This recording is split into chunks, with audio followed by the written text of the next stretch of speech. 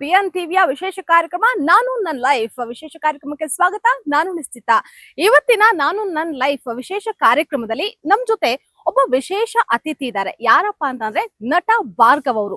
ಇವರ ಜೀವನ ಶೈಲಿ ಹೇಗಿದೆ, ಫಿಲ್ಮ್ ಇಂಡಸ್ಟ್ರಿಯನ್ನ ಯಾಕೆ ಆಯ್ಕೆ ಮಾಡ್ಕೊಂಡ್ರು, ಜೊತೆಗೆ ಇವರ ಮೂವಿಗಳ ಆಂಬಿಷನ್ಸ್ ಗಳು ಏನೇನಿದೆ, ಯಾವ್ಯಾವ ಮೂವಿಯನ್ನ ಯಾವ್ಯಾವ ರೀತಿ ತೆಗಿಬೇಕು ಅನ್ನುವಂತಹದ್ದು, ಇನ್ನು ಇವರು ಮೂವಿ ಫೀಲ್ಡ್ ಗೆ ಬರುವಂತಹ ಸಂದರ್ಭದಲ್ಲಿ ಪಟ್ಟಂತಹ ಕಷ್ಟ ಸುಖ ಎಲ್ಲವನ್ನ ಕೂಡ ನಿಮ್ ಜೊತೆ ಶೇರ್ ಮಾಡ್ಕೊಳ್ತಾ ಇದೀವಿ ನಾನು ಲೈವ್ ವಿಶೇಷ ಕಾರ್ಯಕ್ರಮದಲ್ಲಿ.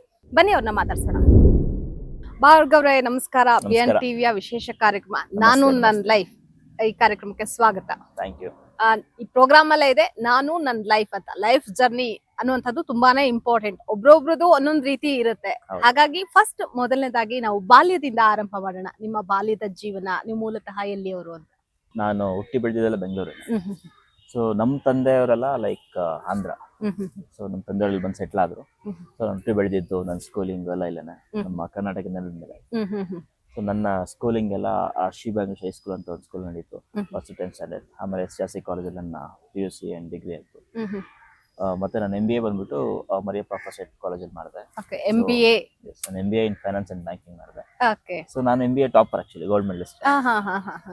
MBA ಅಲ್ಲಿ ಈಗ ನಮ್ಮ ಕಾಲೇಜಿಗೆ ಹೋದ್ರೆ ನೋಟಿಸ್ ಕೂಡ ನಂದು ಫೋಟೋ ಇರುತ್ತೆ. ಸೊ ಗೋಲ್ಡ್ ಮೆಡಲಿಸ್ಟ್ ಅಂತ. PUC ಅಲ್ಲಿ ಅಷ್ಟೇನು ಒಳ್ಳೆ ಸ್ಟೂಡೆಂಟ್ ಅಲ್ಲ, ಬರೀ ಸಿನಿಮಾಗಳು ನೋಡೋದು ಮತ್ತೆ ಜಾಸ್ತಿ ಫ್ರೆಂಡ್ಸ್ ಓಡಾಟ. ಸೊ ಡಿಗ್ರಿಲಿ ಸ್ವಲ್ಪ ಮೆಚುರಿಟಿ ಬರುತ್ತೆ, ಸ್ವಲ್ಪ ಮೆಚೂರ್ಡ್ ಆಗಿ, ಅಂದ್ರೆ ಏನಂತ ಲೈಫ್ ಏನಂತ ಗೊತ್ತಾಗುತ್ತಲ್ಲ ಡಿಗ್ರಿ ಬಂದಾಗ. ಸೊ ಅಲ್ಲಿಂದ ಲೈಫ್ ಜರ್ನಿ ಅಂದ್ರೆ ಏನು ಜೀವನ ಅಂತ ಗೊತ್ತಾಗುತ್ತೆ.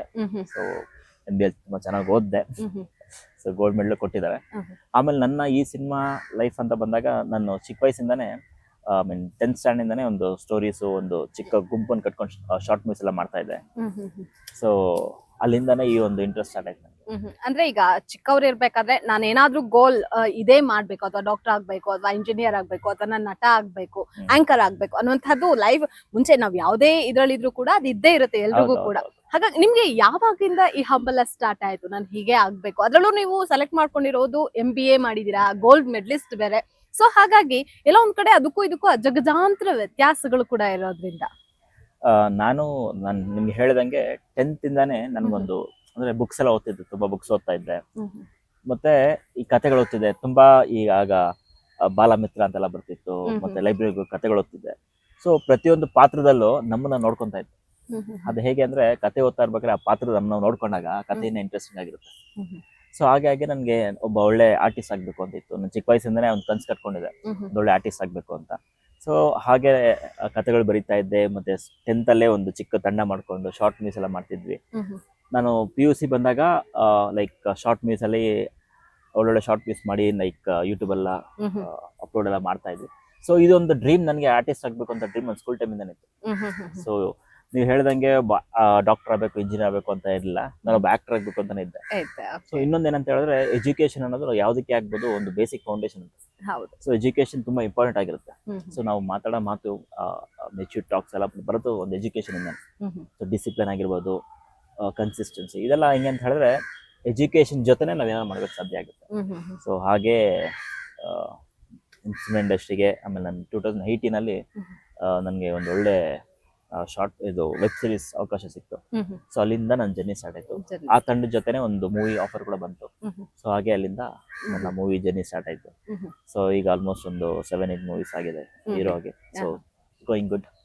ಅಂದ್ರೆ ನೀವು ಸ್ಕೂಲ್ ಡೇಸ್ ಅಲ್ಲಿ ಈಗ ಸ್ಕೂಲ್ ಎಲ್ಲ ಆಲ್ಮೋಸ್ಟ್ ಆನ್ಯುವಲ್ ಡೇ ಆಗಿರ್ಬೋದು, ಅಥವಾ ಬೇರೆ ಬೇರೆ ಪ್ರೋಗ್ರಾಮ್ಸ್ ಗಳಾದಂತಹ ಸಂದರ್ಭದಲ್ಲಿ ನೀವು ಅವಾಗ್ಲೂ ಕೂಡ ನಾನು ಇದೇ ರೀತಿ ಆಗ್ಬೇಕು ಅಂತ ಹೇಳಿ ಏನಾದ್ರು ನೀವೇ ಪ್ರೀ ಪ್ಲಾನ್ಡ್ ಆಗಿ ಏನಾದ್ರು ಪ್ರೋಗ್ರಾಮ್ಸ್ ಗಳು ಮಾಡೋದು, ಅಥವಾ ಸ್ಟೇಜ್ ಪ್ರೋಗ್ರಾಮ್ಸ್ ಗಳಾಗಿರ್ಬೋದು, ಅಂತದ್ದೇನಾದ್ರೂ ಇದೆಯಾ ನಿಮ್ ಬಾಲ್ಯದಲ್ಲಿ? ನನ್ನ ಸ್ಕೂಲ್ ಟೈಮಲ್ಲಿ ನೀವು ಹೇಳಿದ್ರೆ ನಂಬಲ್ಲ, ಸ್ಕೂಲ್ ಟೈಮಲ್ಲಿ ನಾನು ಸ್ಟೇಜ್ ಶೋಸ್ ಇದೆಲ್ಲ ಬಹಳ ನನಗೆ ಜಾಸ್ತಿ ಪಾರ್ಟಿಸಿಪೇಟ್ ಮಾಡ್ತಾ ಇರಲಿಲ್ಲ. ಸೊ ನಂದೇ ಒಂದು ಹೇಳಿದ್ನಲ್ಲ, ನಂದೇ ಒಂದು ತಂಡದ ಜೊತೆ ಒಂದು ಕತೆ ಮಾಡ್ಕೊಂಡು, ಬಟ್ ಏನಂತ ಹೇಳಿದ್ರೆ ಅದು ಕೂಡ ತುಂಬಾ ಎಕ್ಸ್ಪೀರಿಯನ್ಸ್ ಆಗುತ್ತೆ ಆಕ್ಚುಲಿ ಮಾಡಿದಾಗ. ಬಟ್ ಅವಾಗೇನೋ ಗೊತ್ತಿಲ್ಲ, ಸ್ವಲ್ಪ ಜಾಸ್ತಿ ಪಾರ್ಟಿಸಿಪೇಟ್ ಮಾಡ್ತಿರ್ಲಿಲ್ಲ. ಕಾಲೇಜ್ ಡೇಸ್ ಅಲ್ಲಿ ಕ್ಲಾಸಸ್ ಹೋಗೋದೇ ಕಮ್ಮಿ ನಾನು. ಸೊ ತುಂಬಾ ಇರೆಗ್ಯುಲರ್ ಸ್ಟೂಡೆಂಟ್ ನಾನು. ಬಟ್ ಯಾಕೆ ಅಂತ ಹೇಳಿದ್ರೆ ಇರೆಗ್ಯುಲರ್ ಯಾಕೆ ಅಂತ ಹೇಳಿದ್ರೆ ನಾನು ಓದಿದ್ದು SRC ಕಾಲೇಜ್ ಮೆಜೆಸ್ಟಿಕ್ ಅಲ್ಲಿ ಸುತ್ತಮುತ್ತ ಇರೋದೆಲ್ಲ ಥಿಯೇಟರ್ಸ್, ಅದು ಹಂಗೆ ಸೆಳೀತಾ ಇರುತ್ತೆ. ಸೊ ಎಲ್ಲ ಸಿನಿಮಾಗಳು ನೋಡ್ತಿದ್ದೆ. ಆಮೇಲೆ ಹಂಗೆ ಓದ್ತಿದ್ದೆ. ಸೊ ಸಿನಿಮಾ ಒಂದು ಜೀವನ ಅನ್ನೋದ್ರೆ ನಾನು ಹೇಳ್ದಂಗೆ ಒಬ್ಬ ನಟ ಆಗ್ಬೇಕು ಅಂತ ಅವಾಗಿಂದ ಒಂದು ಕನ್ಸು ಕಟ್ಕೊಂಡಿದ್ದೆ. ಸೊ ಭಾಳಷ್ಟು ಎಕ್ಸ್ಪೀರಿಯನ್ಸಸ್ ಆಗಿರ್ಬೋದು, ಅಂದರೆ the life journey of the movie ಅಂತ ಹೇಳಿದ್ರೆ ಭಾಳಷ್ಟು ವಿಷಯ ಇದೆ. ಭಾಳಷ್ಟು ವಿಷಯ ನಾವು ಚರ್ಚೆ ಮಾಡೋಣ. ಹೌದು. ಅದ್ರ ಜೊತೆಗೆ ನೀವು ಕಾಲೇಜ್ ಅಥವಾ ಸ್ಕೂಲ್ಗೆ ಬಂಕ್ ಹಾಕಿ ಮೂವಿಗೆ ಹೋಗಿದ್ದು ಏನಾದ್ರು ಇದೆಯಾ ಸ್ಕೂಲ್ ಟೈಮ್ ಅಲ್ಲಿ ಅಥವಾ ಕಾಲೇಜ್ ಟೈಮ್ ಅಲ್ಲಿ? ಬಂಕ್ ಹಾಕಿ ಮೂವಿಗೆ ಹೋಗಿದ್ದಿಲ್ಲ, ಬಂಕ್ ಹಾಕಿ ಮೂವಿ ಹೋಗ್ತಿದ್ದೆ. ಯಾಕೆಂದ್ರೆ ನಾನು ನಿಮ್ಗೆ ಹೇಳ್ದಂಗೆ ನನ್ನ ಕಾಲೇಜ್ ಸುತ್ತಮುತ್ತ ಬರೀ ಥಿಯೇಟರ್ಸ್. ಸೊ ವಾರಕ್ಕೆ ಏನಿಲ್ಲ ಅಂದ್ರೆ ಒಂದು 4 ಸಿನಿಮಾ ನೋಡ್ತಿದ್ದೆ. ಹಣ ಸಿನಿಮಾ ಫಸ್ಟ್ ನೋಡ್ಲೇಬೇಕು. ಅವಾಗಿಂದನು ಸಿನಿಮಾ ಜಾಸ್ತಿ ಪ್ರೀತಿ. ಸೊ ಅದೇ ನಾವು, ಯಾಕೆಂದ್ರೆ ಸಿನಿಮಾಗೆ ಆರ್ಟಿಸ್ಟ್ ಆಗ್ಬೇಕು ಅಂತಿದ್ನಲ್ಲ, ಸಿನಿಮಾದಲ್ಲೇ ಜಾಸ್ತಿ ವಿಷಯ ಮತ್ತೆ ಸಿನಿಮಾದಲ್ಲಿ ಜಾಸ್ತಿ ವಿಚಾರಗಳು ತಿಳ್ಕೊಂತ ಇದ್ದೆ. ಮತ್ತೆ ಪ್ರತಿಯೊಂದು ಆರ್ಟಿಸ್ಟ್ ಕೂಡ ಬಹಳ ಅಂದ್ರೆ ಎಲ್ಲರೂ ಇಷ್ಟ ನನಗೆ. ಅವರಲ್ಲಿ ಕಲಿಯೋ ವಿಷಯ ಬಹಳಷ್ಟು ಇರುತ್ತೆ. ಇವ್ರು ಇಷ್ಟ ಅವ್ರ ಇಷ್ಟ ಅಂತಲ್ಲ, ಪ್ರತಿಯೊಬ್ರು ಇಷ್ಟ ಆಗ್ತಿದ್ರು. ಸೊ ಪ್ರತಿಯೊಬ್ಬ ಆರ್ಟಿಸ್ಟ್ ಅಲ್ಲೂ ಕಲಿಯೋ ತುಂಬಾ ವಿಷಯ ಇರ್ತಿತ್ತು, ತುಂಬಾ ಕಲ್ತ್ಕೊಂತಿದ್ದೆ. ಸೊ ಹಾಗಾಗಿ ಜರ್ನಿ ಸ್ಟಾರ್ಟ್ ಆಯ್ತು. ನಿಮ್ಮ ಬಾಲ್ಯದಲ್ಲಿ ನಿಮ್ಗೆ ಯಾರು ತುಂಬಾ ಇಷ್ಟವಾದಂತಹ ನಟ ಆಗಿರ್ಬಹುದು, ನಟಿ ಆಗಿರ್ಬಹುದು, ಯಾರು? ನನ್ನ ಬಾಲ್ಯದ ನಟ ಅಂತ ಹೇಳಿದ್ರೆ ನಾನು ಸುಮಾರು ಇಂಟರ್ವ್ಯೂ ಹೇಳಿದ್ದೀನಿ. ನನಗೆ ರಾಜ್ಕುಮಾರ್ ಅಂದ್ರೆ ಬಹಳ ಇಷ್ಟ. ರಾಜ್ಕುಮಾರ್ ಸರ್ದು ಸಿನಿಮಾಕ್ಕೆ ಅಂತ ಹೇಳಿದ್ರೆ ನಾನು ಮಾಡಿರೋ ಸಿನಿಮಾಗಳಲ್ಲಿ ಅಂದ್ರೆ ನಮ್ಮ ರಾಜಣ್ಣಂದ್ ಹೇಗಿರುತ್ತೆ ಅಂದ್ರೆ ಪ್ರತಿಯೊಂದು ಸಿನಿಮಾದಲ್ಲೂ ಡಿಫ್ರೆಂಟ್ ಆಗಿರುತ್ತೆ, ಯೂನಿಕ್ ಆಗಿರುತ್ತೆ. ಎಕ್ಸಾಂಪಲ್ ನಂದೊಂದು ಸುಡೋಕ್ ಒಂದು ಮೂವಿ ಇದೆ, ಅದರಲ್ಲಿ ಏಜೆಂಟ್ ಆಗಿ ನಾನು ಕಾಣಿಸ್ಕೊಂತೀನಿ, ಡಿಟೆಕ್ಟಿವ್ ಆಗಿ. ಸೊ ರಾಜ್ಕುಮಾರ್ ಅವ್ರದ್ದು ಈ ಜೇಮ್ಸ್ ಬಾಂಡ್ ತರ ಪಾತ್ರದೆಲ್ಲ ಮಾಡಿರ್ತಲ್ಲ, ಆ ತರ ಪಾತ್ರ ಬಹಳ ಇಷ್ಟ ನನಗೆ. ಮತ್ತೆ ಅಂದ್ರೆ ಏನಂದ್ರೆ ನನ್ಗಂತಲ್ಲ, ಕನ್ನಡ ಜನತೆಗೆಲ್ಲ ಒಂದು ನಮ್ಮ ಗಾಡ್ ಫಾದರ್ ಇರ್ತೀನಿ. So legendary actor, so inspiration ಅಂತ ಹೇಳ್ಬೋದು. ಆಮೇಲೆ ನಮ್ಮ ಅಪ್ಪು ಸರ್ದು ಅಂತ ಬಂದಾಗ ಪ್ರತಿಯೊಂದು ಸಿನಿಮಾ ಕೂಡ ಫಸ್ಟ್ ಶೋ. ಸೊ ಅವಾಗೆಲ್ಲ ಹೆಂಗೆ ಅಂದ್ರೆ ಬ್ಯಾನರ್ಸ್ ಎಲ್ಲ ಕಟ್ತಿದ್ವಿ ಹುಡುಗರೆಲ್ಲ ಸೇರ್ಕೊಂಡು. ಅದೊಂದು ಎಮೋಷನ್ ಅಪ್ಪು ಸರ್ದು ಸಿನಿಮಾ ಅಂತ ಎಲ್ಲ ಬಂದಾಗ. ಬಟ್ ಏನಂತ ಹೇಳಿದ್ರೆ ಬಹಳಷ್ಟು ಕನಸುಗಳು ಇತ್ತು ಸಿನಿಮಾ ಜೀವನ.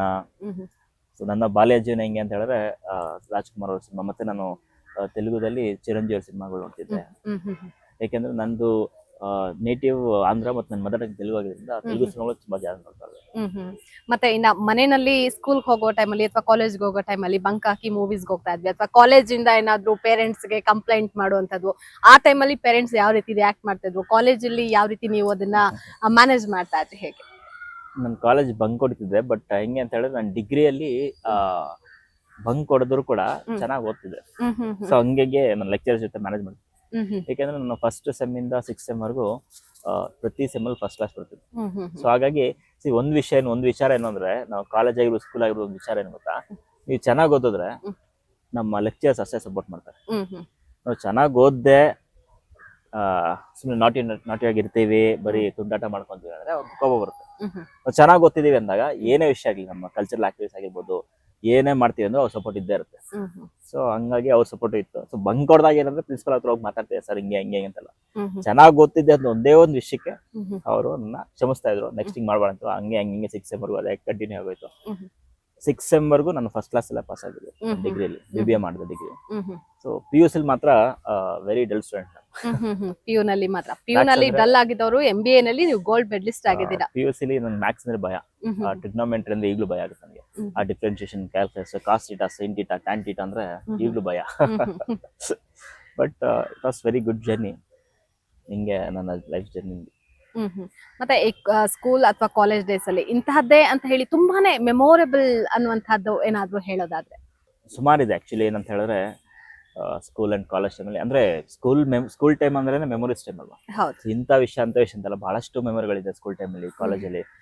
ಸೊ ಏಕೆಂದ್ರೆ ಒಂದೇ ದಿನ ಸಿನಿಮಾದವ್ರು ಆಗಿರೋದ್ರಿಂದ ಒಂದೇ ದಿನ 3-4 ಸಿನಿಮಾ ನೋಡ್ತಿದ್ದೆ ಕಾಲೇಜಲ್ಲಿ. ಮತ್ತೆ ಫ್ರೆಂಡ್ಶಿಪ್ ಅಂದ್ರೆ ನಮ್ಮ ಸ್ಕೂಲಲ್ಲಿ ಹೆಂಗಂದ್ರೆ, ಸ್ಕೂಲ್ ಟೈಮಲ್ಲಿ ಅದೇನು ಫ್ರೆಂಡ್ಸ್ ಇರ್ತಾರೆ, ಸೊ ಅದೊಂದು ಬಾಂಧವ್ಯ, ಒಂದು ರಿಲೇಶನ್ಶಿಪ್, ಒಂದು ಎಮೋಷನ್ಸ್ ಬಿಲ್ಡ್ ಆಗಿರುತ್ತಲ್ಲ, ಅದು ಯಾವತ್ತೂ ಕೂಡ ಗೋಲ್ಡನ್ ಡೇಸ್ ಅಂತ ಹೇಳ್ಬೋದು. ಸೊ ಕಮಲಾನಗರದಲ್ಲಿ ಕೋತಿ ಪಾರ್ಕ್ ಅಂತ ಇರುತ್ತೆ, ನಿಮ್ಗೆ ಗೊತ್ತಿರುತ್ತೆ. ಸೊ ಅಲ್ಲೆಲ್ಲ ಮರ ಹತ್ಕೊಂಡು ಸೇಪಕಾಯಿ ಕಿತ್ಕೊಂಡು ನಮ್ಮ ಚೈಲ್ಡ್ಹುಡ್ ಅಲ್ಲಿ ಅದೆಲ್ಲ ಒಂಥರ. ಈಗ ಆಕ್ಚುಲಿ ನಾನು ನಮ್ಮ ಮನೆಯ ಮಕ್ಕಳೆಲ್ಲ ನೋಡಿದಾಗ ನಾವು ನಮ್ಮ ಬಾಲ್ಯನ ಅವ್ರಿಗೆ ಎಕ್ಸ್ಪೀರಿಯನ್ಸ್ ಮಾಡಕ್ ಆಗ್ತಲ್ಲ ಅಂತ ಬೇಜಾರು. ಯಾಕೆಂದ್ರೆ ನಮ್ಮ ಚೈಲ್ಡ್ಹುಡ್ ಡೇಸ್ ಅಲ್ಲಿ ನಾವು ಹೆಂಗಿರುತ್ತೆ ಅಂದ್ರೆ, ನಾವು ಕ್ರಿಕೆಟ್ ಆಡ್ಕೊಂಡು ಯಾರ್ದೋ ಒಂದು ಮನೆಗೆ ಹೋಗ್ಬಿಟ್ಟು ಆಂಟಿ ನೀರ್ ಕೊಡಿ ಅಂತ ಕುಡ್ಕೊಂಡ್ ಬರ್ತಾ ಇದ್ವಿ. ಬಟ್ ಇವತ್ತಿನ ದಿನಗಳ ಹೆಂಗ್ ಗೊತ್ತಾ, ಅದೆಲ್ಲ ಅಷ್ಟು ಲೈಕ್ ಗೊತ್ತಿರೋರೇ ಮನೆಗೆ ಹೋಗಿ ಮೀಟ್ ಆಗೋದು ಕಮ್ಮಿ ಆಗ್ಬಿಡುತ್ತೆ. ಅಂತದ್ರಲ್ಲಿ ಒಬ್ಬ ಸ್ಟ್ರೇಂಜರ್ ಬಂದ್ ಮನೆಗೆ ನೀರ್ ಕೊಡಿ, ಅದರ ಎಲ್ಲ ಹೆಂಗೆ ಅಂದ್ರೆ ಅವತ್ತಿನ ಎಮೋಷನ್ಸ್ ಇವತ್ತು ಜನಕ್ಕೆ ಇಲ್ವೇನೋ ಅಂತ ಅನ್ಸ್ಬಿಡುತ್ತೆ. ಸೊ ಲೈಫ್ ಚೇಂಜ್ ಆಗ್ತಾ ಇರುತ್ತಲ್ಲ. ನನ್ನ ಬಾಲ್ಯದಲ್ಲಿ ಬಹಳಷ್ಟು ವಿಷಯಗಳು, ಬಹಳಷ್ಟು ಫ್ರೆಂಡ್ಸ್ ಜೊತೆ ತುಂಟಾಟಗಳು, ಮತ್ತೆ ಸುಮಾರಿದೆ. ಅದರಲ್ಲಿ ನಿಮ್ಗೆ ಕ್ಲೋಸ್ ಫ್ರೆಂಡ್, ಬೆಸ್ಟ್ ಫ್ರೆಂಡ್ ಜೊತೆಗೆ ಬೆಸ್ಟ್ ಟೀಚರ್, ನಿಮ್ಮ ಕ್ಲೋಸ್ ಟೀಚರ್ ಯಾರು ಅಂತ ನೋಡಿದ್ರೆ? ನನಗೆ ಸ್ಕೂಲ್ ಇದ್ದಾಗ ನಮ್ಗೆ ಇಂಗ್ಲಿಷ್ ಮ್ಯಾಮ್ ಅಂತ ಅನ್ಸಿಯಾ ಮ್ಯಾಮ್ ಅಂತ ಇದ್ರು, ಮತ್ತೆ ನಮ್ಮ ಮೇರಿ ಮಿಸ್ ಅಂತ ಇದ್ರು. ಸೊ ಮತ್ತೆ ಸೈನ್ಸ್ ಟೀಚರ್ ಇದ್ರು, ಅವರು ಬಹಳಷ್ಟು ಸ್ಟ್ರಿಕ್ಟ್. 10th ಆದ್ಮೇಲೆ ತುಂಬಾ ಕ್ಲೋಸ್ ಆಗ್ಬಿಟ್ರು. ಓದ್ಬೇಕಾದ್ರೆ ಫುಲ್ ರಾಕ್ಷಸ್ ಅಂತಾರ ಅವರು. ಸೊ ಕಾಲೇಜ್ ಟೈಮಲ್ಲಿ ಅಷ್ಟೇ, ಕಾಲೇಜ್ ಟೈಮಲ್ಲಿ ನಾಗಭೂಷಣ್ ಸರ್ ಅಂತ ಇದ್ರು, ಮತ್ತೆ ಶೀಲವಂತ ಸಂಜೀವ್ ಕುಮಾರ್ ಅಂತ ಕನ್ನಡ ಮಾಸ್ಟರ್ ಇದ್ರು ನನ್ನ ಡಿಗ್ರಿ ಟೈಮಲ್ಲಿ. ಬಹಳಷ್ಟು ಸಪೋರ್ಟ್ ಮಾಡ್ತಿದ್ರು. ಮತ್ತೆ ರವಿಕಿರಣ್ ಸರ್ ಅಂತ ಇಂಗ್ಲಿಷ್ ಲೆಕ್ಚರ್ ಕಾಲೇಜಸ್ಗೆ, ಸ್ಮಿತಾ ಮ್ಯಾಮ್ ಅಂತ ಮ್ಯಾಥಮೆಟಿಕ್ಸ್ ಲೆಕ್ಚರ್. ಇವರೆಲ್ಲ ಹೆಂಗೆ ಅಂತ ಹೇಳಿದ್ರೆ ಬಹಳಷ್ಟು ನನ್ನ ಸಿನಿಮಾ ಲೈಫ್ ಕೂಡ ಏನೊಂದು ಆಗ್ಬೇಕು ಅಂತ ಸಪೋರ್ಟ್ ಮಾಡ್ತಿದ್ರು. ಕಲ್ಚರಲ್ ಆಕ್ಟಿವಿಟೀಸ್ಗೆಲ್ಲ ನನ್ನ ಫಸ್ಟ್ ಆಗ್ತಿದ್ರು. ಸೊ ಈ ತರ ಲೆಕ್ಚರ್ಸ್ ಕೂಡ ಬಹಳಷ್ಟು ನನ್ನ ಜೀವನದಲ್ಲಿ ಅವ್ರ ಪಾತ್ರ ಬಹಳಷ್ಟು ಇದೆ. ನನ್ನ ಸ್ಕೂಲಲ್ಲಿ ನನ್ನ ಬೆಸ್ಟ್ ಫ್ರೆಂಡ್ಸ್ ಅಂದ್ರೆ ಸ್ಕೂಲಲ್ಲಿ ಎಲ್ಲ ನನ್ನ ಫ್ರೆಂಡ್ಸ್. ಏಕೆಂದ್ರೆ ಪ್ರತಿಯೊಬ್ರು ಕೂಡ ನನ್ಗೆ ಆಕ್ಚುಲಿ ಎನಿಮೀಸ್ ಅನ್ನೋರು ಕಮ್ಮಿ. ನನ್ಗೆ ಹೆಂಗೆ ಅಂದ್ರೆ ಏನಾದ್ರು ತಪ್ಪಾಯ್ತು ಫಸ್ಟ್ ನಾನೇ ಸಾರಿ ಕೇಳ್ಬಿಡ್ತೀನಿ. ಏಕೆಂದ್ರೆ ರಿಲೇಶನ್ಶಿಪ್ ನ ಉಳಿಸ್ಕೊಳ್ಳೋದು ಮೀನ್. ಅಂದ್ರೆ ಮತ್ತೆ ಈಗೋ ಆಟಿಟ್ಯೂಡ್ ಅನ್ನೋದು ಇದ್ದಾಗ ಬಾಂಧವ್ಯಗಳು ಉಳಿಯಲ್ಲ. ಅದ್ರಲ್ಲೂ ಇತ್ತೀಚಿನ ದಿನಗಳಲ್ಲಿ ಏನಾಗೋಗ್ಬಿಟ್ಟಿದೆ ಅಂದ್ರೆ ಅವ್ರವ್ರ ಬಿಸಿ ಶೆಡ್ಯೂಲ್ಸ್ ಅಲ್ಲಿ ಅವ್ರವ್ರು ಇದ್ಬಿಡ್ತಾರೆ. ಯಾರೇ ಕ್ಲೋಸ್ ಇರ್ಲಿ, ಯಾರೇ ಬೆಸ್ಟ್ ಇರ್ಲಿ, ಯಾರೇ ಇರ್ಲಿ, ಎಲ್ರು ಕೂಡ ಯಾವಾಗ್ಲಾದ್ರೂ ಹಾಯ್ ಬಾಯ್ ಅಥವಾ ಯಾವಾಗ್ಲಾದ್ರೂ ಸಿಕ್ತಾಗ ಮಾತಾಡ್ತೀವಿ. ನಮ್ದೇ ಆದಂತಹ ಟೈಮಿಂಗ್ಸ್ ನ ಅವ್ರಿಗೆ ನಾವು ಎಲ್ಲ ಕೊಡಕ್ ಆಗ್ತಾ ಇಲ್ಲ ಅನ್ನುವಂಥದ್ದು. ಆ ಲೈಫ್ ನ ನೆನ್ಪ್ ಮಾಡ್ಕೊಂಡ್ರೆ ಕೆಲವೊಂದ್ಸಲಿ ಅನ್ಸುತ್ತೆ, ತುಂಬಾನೇ ಖುಷಿ ಆಗುತ್ತೆ. ಹಾಗಿದ್ದವ್ರು ನಾವು ಹೀಗಾಗಿದೀವಿ ಅಂತ ಈಗ ಆಶ್ಚರ್ಯ ಕೂಡ ಆಗೋದು ಇದೆ ಅಲ್ವಾ? ಹೌದು, 100%. ಯಾಕೆಂದ್ರೆ ನಾವು PUC ಅಲ್ಲಿ ಇದ್ದಾಗ ಹಿಂಗೆ ನಾನು ಶಾರ್ಟ್ ಮಿಸ್ ಎಲ್ಲ ಮಾಡ್ತಿದ್ದಾಗ ನಮ್ಮ ಲೆಕ್ಚರ್ಸ್ ಎಲ್ಲ ಹೇಳ್ತಿರು, ಏನೋ ದೊಡ್ಡ ಹೀರೋ ಆಗ್ಬಿಡ್ತೀಯ ನೀನು, ಆರ್ಟಿಸ್ಟ್ ಆಗ್ಬಿಡ ಅಂತ ಹೇಳೋರು. ನನ್ನ ಫಸ್ಟ್ ಸಿನಿಮಾಗೆ ಅವ್ರೆಲ್ಲ ಆಡಿಯೋ ಲಾಂಚ್ ಬಂದ ಖುಷಿ ಆಯ್ತು. ಅಂದ್ರೆ ಅವ್ರು ಬೈತಾರೆ ಅಂತ ಅಲ್ಲ, ಅದ್ ಹೆಂಗೆ ಅಂದ್ರೆ ಈ ತರ ಆಗ್ತೀಯ ಅನ್ನೋದು ಆದಾಗ, ಅವ್ರ ಬ್ಲೆಸಿಂಗ್ಸ್ ಇದ್ದಾಗ ಆ ಒಂದು ಮೂಮೆಂಟ್ ಇರುತ್ತಲ್ಲ, ಅದು ತುಂಬಾ ಚೆನ್ನಾಗಿರುತ್ತೆ. ಹೇಗೆಂದ್ರೆ ಫಸ್ಟ್ ಮೂವಿ ಆಡಿಯೋ ಲಾಂಚ್ ಟೈಮಲ್ಲಿ ಅಂದ್ರೆ ನಾನು ಇದೊಂದು ಸಾಧನೆ ಮಾಡ್ಬೇಕು, ನಂದೊಂದು ಸಿನಿಮಾ ಬರ್ಬೇಕು ಅಂತ ಅದೊಂದು ಕನ್ಸು ಕಟ್ಕೊಂಡ್ ಬಂದಿರ್ತೀವಲ್ಲ. ಸಿನಿಮಾದಲ್ಲಿ ಏನಂದ್ರೆ ಒಂದು ಪಾತ್ರ, ಒಂದು ಆರ್ಟ್ ಅಂದ್ರೆ ಜಸ್ಟ್ ಒಂದು ಕ್ಯಾರೆಕ್ಟರ್ ಮಾಡೋದು ಹೆಂಗಾರ ಮಾಡಿ ಸಾಧಿಸ್ಬೋದು. ಬಟ್ ಒಬ್ಬ ಹೀರೋ ಆಗಿ ಒಂದು ಸಿನಿಮಾ ಬರ್ಬೇಕು ಅಂದ್ರೆ ಅದು ಬಹಳಷ್ಟು ಕಷ್ಟ. Because it's like A competition world. So ಇಂತ ಒಂದು ಕಾಂಪಿಟೇಷನ್ ವರ್ಲ್ಡ್ ಅಲ್ಲಿ ಇವತ್ತೊಂದು 7 ಸಿನಿಮಾ ಮಾಡಿದೀನಿ ಹೀರೋ ಆಗಿ ಅಂದ್ರೆ ಒಂಥರ ತುಂಬಾ ಗರ್ವ ಇದೆ, ಪ್ರೌಡ್ ಫೀಲಿಂಗ್ ಇದೆ. ಏಕೆಂದ್ರೆ ನಮ್ಮ ಸ್ಟ್ರಗಲ್ ಏನಿದೆ, ನಮ್ಮ ಕನ್ಸು ಏನಿದೆ, ಆ ನಮ್ಮ ಕನ್ಸು ನನ್ಸಾದಾಗ ಅದೊಂದು ಫೀಲಿಂಗ್ ಇರುತ್ತೆ. ಸೊ ಯಾವತ್ತೂ ಕೂಡ ನಮ್ಗೆ ಇಷ್ಟ ಆಗಿದ್ ಕೆಲಸ ಮಾಡ್ಬೇಕು ಅಂದ್ರೆ ಮೀನಾ ಖುಷಿ ಇರುತ್ತೆ. ಸೊ ಹಾಗೆ I am very happy. Journey, ಈ ಜರ್ನಿಯಲ್ಲಿ ಇಷ್ಟು ವರ್ಷದ ಜರ್ನಿಗಳಲ್ಲಿ ನಿಮ್ಮ ಫ್ರೆಂಡ್ಸ್ ಗಳಾಗಿರ್ಬಹುದು, ಜೊತೆಗೆ ನಿಮ್ಮ ಲೆಕ್ಚರರ್ಸ್ ಅಥವಾ ಟೀಚರ್ಸ್ ಗಳಾಗಿರ್ಬಹುದು, ಅವರು ಸಿಕ್ಕಂತಹ ಸಂದರ್ಭದಲ್ಲಿ ಅವರ ಒಡನಾಟ ಹೇಗಿದೆ? ಯಾವ ರೀತಿ ಮಾತನಾಡ್ತಾರೆ, ಏನ್ ಹೇಳ್ತಾರೆ? ಯಾಕಂದ್ರೆ ನೀವು ಕಂಪ್ಲೀಟ್ ಎಜುಕೇಶನಲ್ ಫೀಲ್ಡ್ಗೂ ಈ ಫೀಲ್ಡ್ಗೂ ತುಂಬಾ ಅವಿನಾಭಾವ, ಜಗಜಾಂತರ ಡಿಫ್ರೆನ್ಸ್ ಇರೋದ್ರಿಂದ.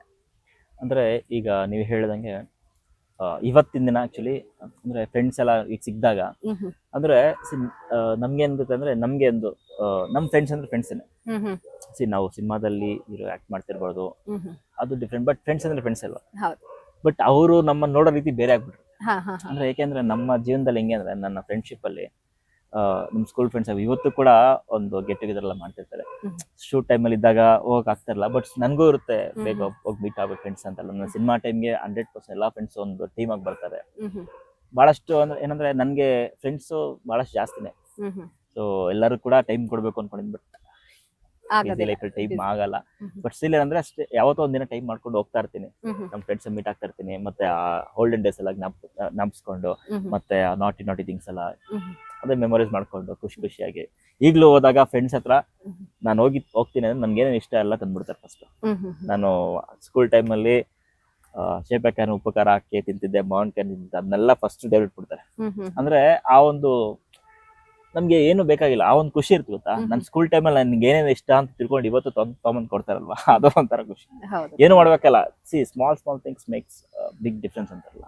ಸೊ ಹಂಗೆ ಫ್ರೆಂಡ್ಸ್ ಎಲ್ಲ ಇವತ್ತು ಕೂಡ ಅವ್ರು ಬಹಳ ಖುಷಿಯಿಂದ ನನ್ನ ಸಿನಿಮಾ ಬಂತು ಅಂದ್ರೆ ಖುಷಿಯಿಂದ ನನ್ನ ಫ್ರೆಂಡು ನನ್ನ ದೋಸ್ತು ಅಂತೆಲ್ಲ ಖುಷಿಯಾಗಿ, ಅಂದ್ರೆ ಆ ಒಂದು ಪ್ರೌಡ್ ಫೀಲಿಂಗ್ ಅವ್ರಿಗೆ ಇದೆಯಲ್ಲ, ಅದು ನನಗೆ ಖುಷಿ. ಖಂಡಿತವಾಗ್ಲು ಇದ್ರ ಬಗ್ಗೆ ಮತ್ತಷ್ಟು ನಿಮ್ಮ ಜರ್ನಿ ಬಗ್ಗೆ ಮಾತನಾಡ್ತಾ ಹೋಗ್ತೀನಿ. ನೋಡಿದ್ರಲ್ಲ ವೀಕ್ಷಕರೇ, ಭಾರ್ಗವ್ ಅವರ ಏನು ಬಾಲ್ಯದ ಜೀವನ ಹೇಗಿತ್ತು, ಯಾವ ರೀತಿ ಅವರು ಬಾಲ್ಯದ ಜೀವನವನ್ನ ಎಂಜಾಯ್ ಮಾಡಿದ್ರು, ಜೊತೆಗೆ ಮುಂದಿನ ಜರ್ನಿ ಏನಿದೆ ಆ ಕುರಿತಂತೆ ಮತ್ತಷ್ಟು ಮಾತನಾಡ್ತಾ ಹೋಗ್ತೀವಿ ನಾನು ನನ್ನ ಲೈಫ್ ವಿಶೇಷ ಕಾರ್ಯಕ್ರಮದಲ್ಲಿ. ಸ್ಮಾಲ್ ಬ್ರೇಕ್ ನ ಬಳಿಕ